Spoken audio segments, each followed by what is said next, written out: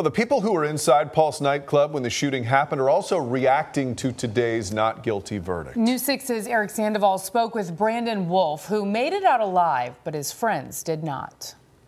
I'll always have this spot as the place I can come and visit my friends. Brandon Wolf has been one of the outspoken survivors of the Pulse nightclub massacre. He lost his best friend, Drew Leinenen, in the attack.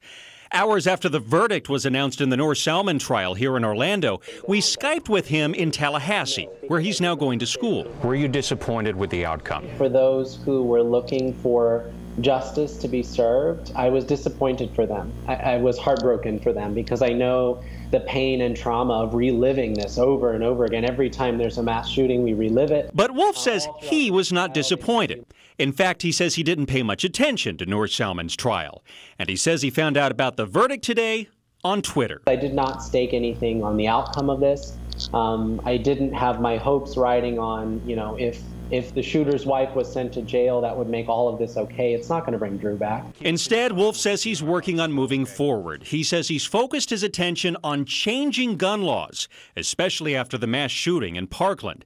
He says he's also working on the Drew Project, an organization named for Drew Leinenen, focusing on LGBTQ students in high school. He says working on those issues is bringing him justice. I also think that it's important that we don't stake our idea of justice in one verdict, in one trial, in one person.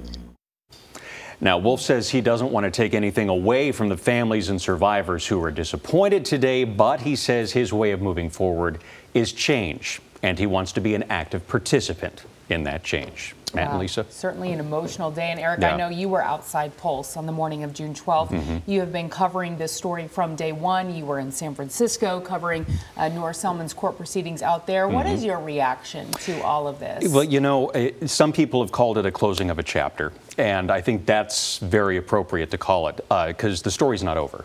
The story's going to continue past this. Spoken to a lot of the friends that I've made along the way covering this story today, too. And if anything came out of today, I think it's the hand-holding that we've all come together yet again. Orlando United, whether it was through social media, physical hand-holding, or just the hug. We came together again, and I think that's something we need to hold on to. I think you're right. Eric Sandoval, thank you.